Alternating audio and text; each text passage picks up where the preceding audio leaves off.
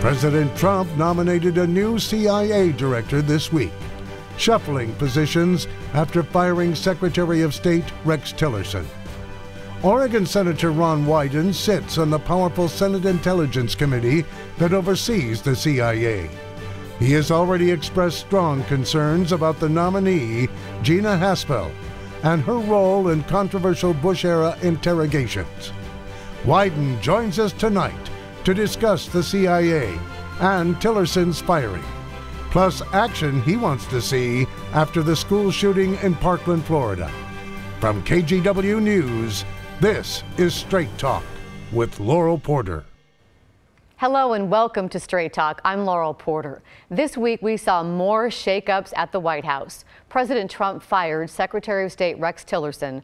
Then late this week, word that he may also fire his national security advisor, H.R. McMaster. The president's pick to replace Tillerson, CIA Director Mike Pompeo, and his choice to succeed Pompeo at the CIA would be the first woman to head up the agency, current Deputy Director Gina Haspel. Both will need to be confirmed by the Senate first, and those hearings are expected to be rocky, with Oregon Senior Senator Ron Wyden playing a key role with some tough questions. Here to tell us about his concerns and give us insight into other important issues affecting the Northwest. Welcome to my guest, Oregon Senator Ron Wyden. Senator Wyden, always a pleasure to have you here. Welcome back. Let's start with the shakeup in President Trump's cabinet. He fired Rex Tillerson as his Secretary of State with a tweet. And some observers say that he was one of the few cabinet members who would stand up to President Trump on foreign policy issues. Then late this week, we're taping this on Friday afternoon, we hear that he may also fire his national security advisor, H.R. McMaster, and his White House chief of staff, John Kelly, may be resigning. So what do you make of all this? Are you concerned? This is government by merry-go-round. And if you look at all the people that are being discussed, we've got the VA secretary, we've got Rick Perry, the Secretary of Energy, Mr. McMaster. Nobody knows where the carousel is going to stop. At some point, you just wonder about whether the president's barber is going to have some kind of key role in American foreign policy at the rate they're just hemorrhaging staff. His pick to replace Tillerson is Mike Pompeo, the director of the CIA. You've said you oppose that move. Why?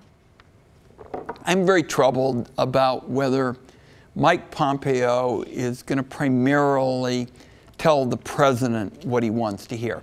They obviously have a very close personal relationship. Mike Pompeo spends a lot of time with the president in the daily brief, for example. So I get that, and I think it's good when the president has somebody they're comfortable with. But so often, the president seems to primarily want to be around people who are going to tell him what he wants to hear. And this is a pretty dangerous world right now with Russia and Iran and North Korea.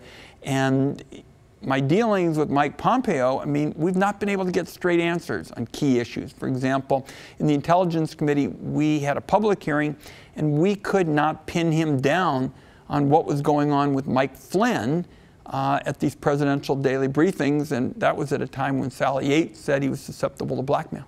Will you try to block his nomination? Right now, and some people think this is a quaint theory, I want to go forward with the hearings, but I could not support him on the basis of what I've seen thus far. And the person the president nominated to be the new CIA chief to replace Pompeo, if he is indeed the Secretary of State, Gina Haspel, the current CIA deputy chief. If confirmed, as I mentioned, she would be the first female CIA director.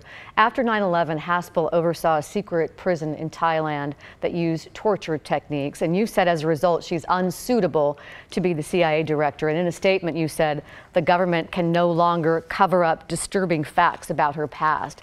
You're on the Senate Select Committee on Intelligence. We know you can't divulge classified information in something called sources and methods.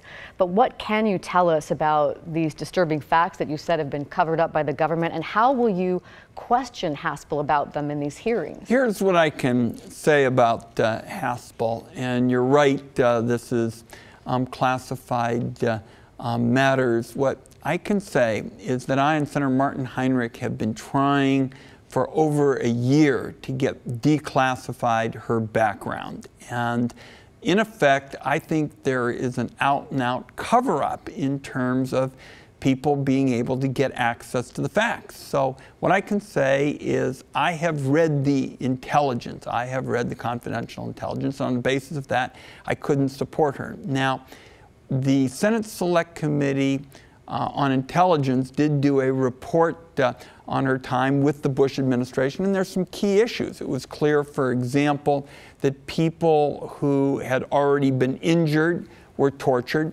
It is clear that the government, in effect, lied when it said that torture had prevented terrorist plots. The key question in these hearings would be, what did Gina Haspel know about these matters? Confirmation for Pompeo and Gina Haspel will likely require some Democratic votes because Senator Rand Paul, a Republican, has said he will not vote for them. Do you envision any scenario where you would support either one of them? Well, I certainly couldn't support them on the basis of what I know at this point. What I can tell you is I make these calls on the merits. For example, I supported the president's pick recently to head the Federal Reserve, Mr. Powell. That's an extraordinarily important position. I spent a lot of time scrubbing his record. One of the areas that was a factor in my thinking is that he seemed to be relatively comfortable with Janet Yellen, who had been his predecessor. So you make these calls on the merits. You mentioned North Korea. In a surprise development, President Trump is scheduled to meet with North Korea's Kim Jong-un in Washington in May. If it happens, President Trump would become the first U.S. sitting president to meet with North Korea's supreme leader. What do you think of the move? Is it a good idea?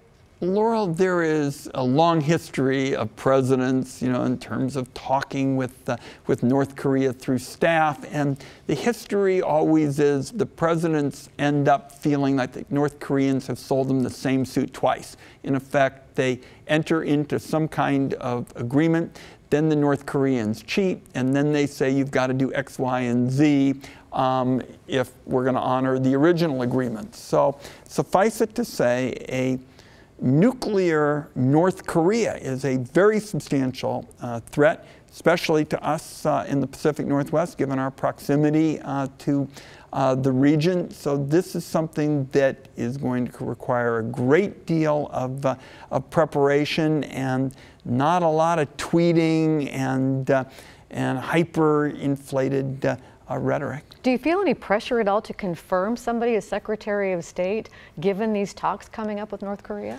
My sense is that the president wanted a new team for the talks. What I'm concerned about is that Kim Jong-un clearly sees himself as a historical figure. And I have found it pretty hard to believe that he is going to give up his nuclear weapons. I mean, under normal circumstances, you start with some kind of more intermediate step, like we would back off on military exercises in the region if he was willing to take some sort of short-term step in terms of weapons development. So this is something that's going to have to be tackled very carefully.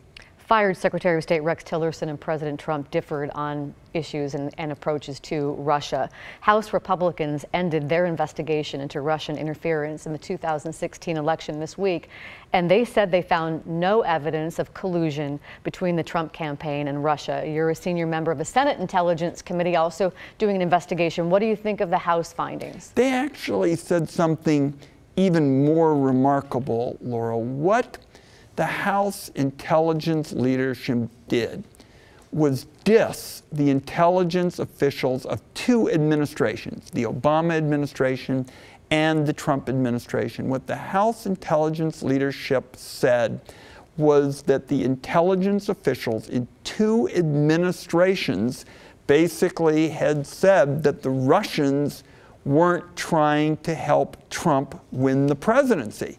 And that's just wrong. I mean, the intelligence leadership of two administrations now have found that the Russians were trying to help Donald Trump, and yet the House intelligence leadership said they disagreed. What is the status of your investigation in the Senate, and do you think it will come up with a different conclusion? We're continuing our work. I continue to feel very strongly about the follow the money questions. In particular, this is counterintelligence, 101. The way you compromise people is through money. So you got to follow the money. There's some very troubling matters that I have been looking at and asking public questions. There's a Russian oligarch who's very close to Vladimir Putin, Mr. Torshin, who apparently is very close to the NRA. There have been published reports about money laundering, shell corporations. I have not been able to get a straight answer from the NRA about whether they have taken money from the Russians. And if this is true that the NRA has taken money from the Russians, I can tell you it's not because they were trying to promote skeet shooting in America. Any timetable for when your I've hearings asked will be for done? responses to the next round of questions coming up here in the next few days. Here at home, thousands of students across the country and here in the Portland area and in Vancouver walked out of class on Wednesday to remember the 17 students killed in the mass shooting in Parkland, Florida. We have some really dramatic images we're showing right now. They were silent for 17 minutes, 1 minute to honor each student. They also said they wanted to send a message to Congress that enough is enough and they want action on gun violence. Senator, what was your reaction when you saw these walkouts on Wednesday? I think they're very powerful, and I can tell you on the basis of my town meetings and young people coming and my conversations with students at rallies, I believe things are really beginning to change with respect to guns, and the young people deserve an enormous amount of credit. And a young woman from Oregon has played a key role. A young woman named Eva Jones came to one of my town meetings in Odell. It was just a couple of weeks ago. She was electrifying in her presentation. She said, we kids are not going to stand for this anymore. We're not going to stand for the idea of hiding in cabinets and being afraid to walk by the beautiful windows at our school. We want changes. And I think these young people are going to lead some real reforms. We saw in the state of Florida, they didn't go as far as I would have liked, but we're starting to see some change already. You were so impressed with that young woman you mentioned, Eva Jones, that you invited her to D.C. to present her case before a Senate Democratic leadership. So let's listen to what she had to say in one of your remarks at that meeting. School-wide murder has been so normalized by gun culture that we approach these like a fire drill. This makes me sick. She essentially said, we students have had it. We are tired of trying to find cabinets that we might fit into in order to hide. Security is not the issue, so do not try and put this on our tireless teachers or school administrators. It is not a complex issue. We need gun legislation to increase background checks, close all loopholes, raise the gun ownership age, and ban all assault weapons. We are sick of living like this, so I assure you we will be relentless. We won't stop marching. We will keep fighting weapons and those who protect them over us. We will vote soon, and we aren't going to stop until something changes. People will say, though, we've seen, sadly, mass shootings before. Nothing changes. What's different this time? Well, as I said already, in the state of Florida, you've seen reforms that never would have gone anywhere 3-4 years ago. And I think we're ready for the key kind of reform, which is universal background checks to make sure that people who shouldn't have guns can't get them. If you've had a mental problem, if you've been involved in domestic violence, I mean, if you've been on a terrorist watch list, how can we say if we're going to be careful about putting you on an airplane, you can still get a gun? And I think we ought to have universal background checks. It ought to apply for every gun sale. We're talking about gun shows, we're talking about private sales, every single one of them. Do you think you can get that passed through Congress and President Trump sign it? We only failed by a few votes before, and I think based on the way I see the ground moving right now, and I continue to have town meetings, this is a major issue for Oregonians.